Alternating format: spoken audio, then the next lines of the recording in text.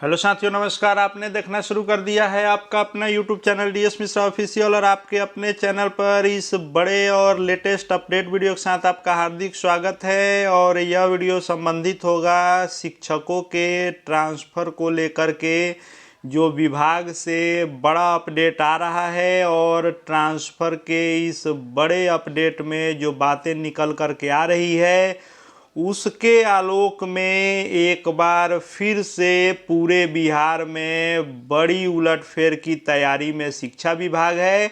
और ट्रांसफ़र को लेकर के यह बड़ा उलटफेर जो पूरे बिहार में होगा, उसका असर किन शिक्षकों पर होगा, क्या कुछ विभाग तैयारी में है, क्या कुछ चल रहा है ट्रांसफ़र को लेकर के, उसी पर अपडेट दूंगा। तो वीडियो खास होगा, अंत तक मेरे साथ बने रहेंगे।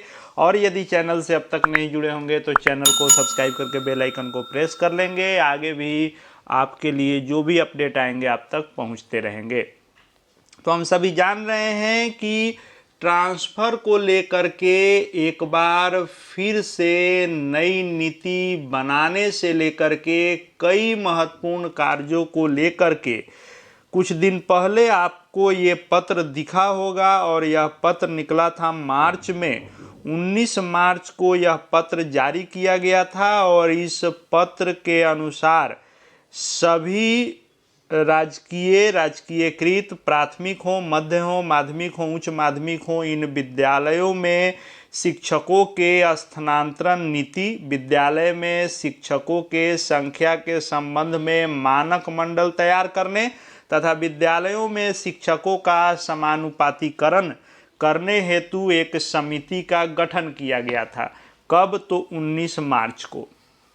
और इस समिति का गठन किया गया था, जिसमें 6 सदस्यीय यह समिति बनी, जिसमें एक अध्यक्ष रखे गए, सचिव शिक्षा विभाग, दूसरा सदस्य सचिव रखे गए निदेशक माध्यमिक शिक्षा के, तो अध्यक्ष सचिव के साथ 4 अन्य मेंबर रखे गए।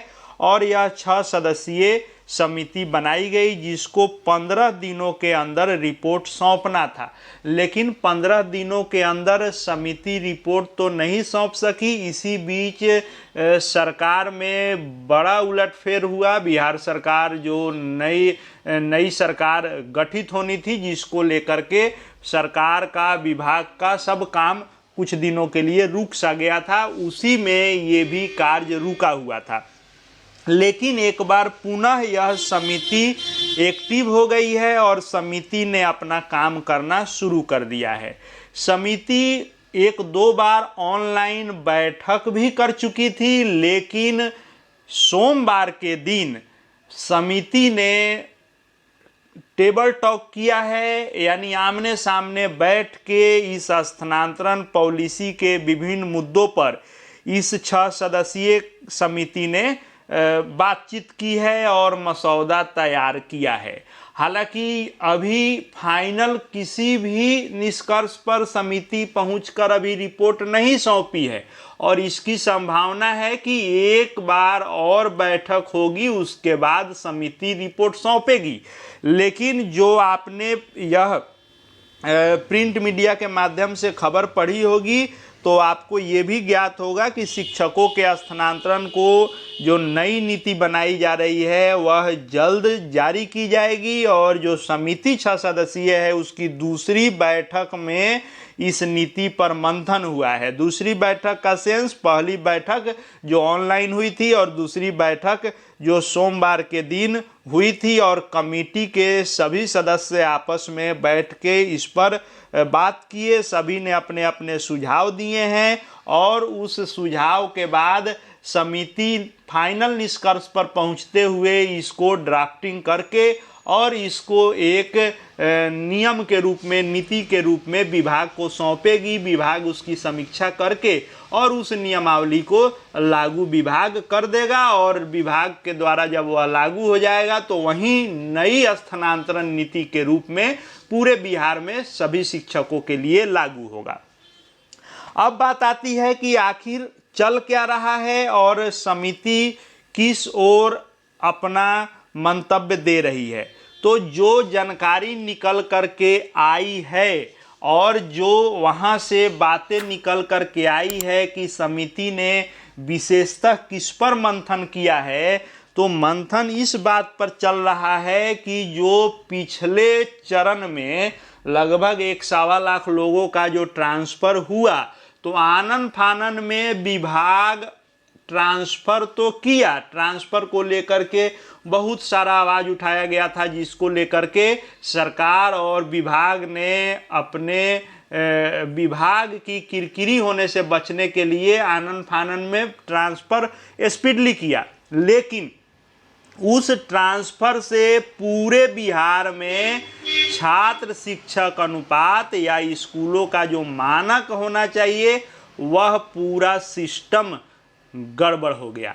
यानी कहीं किसी विद्यालय में छात्र कम हैं, शिक्षक बहुत ज़्यादा हो गए हैं, कहीं किसी विद्यालय में छात्र अधिक हैं, शिक्षक कम हो गए हैं, कहीं आवश्यकता से अधिक शिक्षक हो गए हैं, कहीं आवश्यकता से कम शिक्षक हो गए हैं।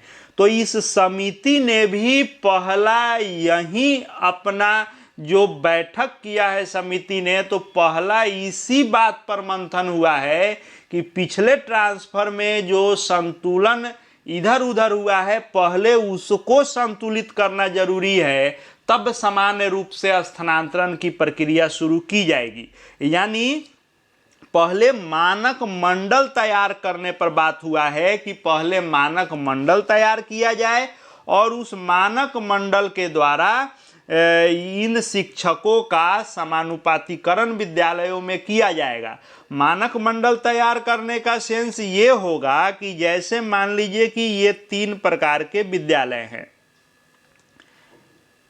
ये मान लीजिए कि प्राइमरी विद्यालय हो गया, और ये मान लीजिए कि मिडिल हो गया, और ये मान लीजिए कि हाई स्कूल हो गया, यानी सेकेंडरी सीनियर सेकेंडरी हो गया। तो इन तीनों विद्यालय के लिए अलग अलग मानक तैयार किए जाएंगे।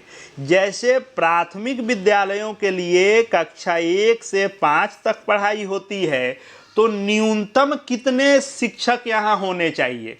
यानी अगर मान लीजिए कि किसी प्राइमरी स्कूल में 30 ही बच्चा हो, तो 1 शिक्षक तो होंगे नहीं, क्योंकि छात्र शिक्षक अनुपात सिर्फ संख्या पर शिक्षकों को तय करता है, लेकिन मानक ये भी तय करेगा कि छात्र शिक्षक अनुपात के साथ साथ न्यूनतम कितना। अब मान लीजिए 1 to 5 में 30-40 बच्चे हों, तो 1 ही शिक्षक 2 शिक्षक नहीं होंगे, कम से कम इसमें संख्या तय किया जाएगा कि 5 कक्षा होती है। अब 30-40 में हर कक्षा के बच्चे होंगे, किसी के 5 होंगे, किसी में जो है 10 होंगे, लेकिन क्लास तो सबका चलेगा। तो ये तय किया जाएगा कि 1 से 5 में न्यूनतम कितने शिक्षक होंगे, इसमें सामान्य शिक्षक कितने रहेंगे, उर्दू कितने रहेंगे, कितने छात्रों पर कितने शिक्षक होंगे, ये तय किया जाएगा।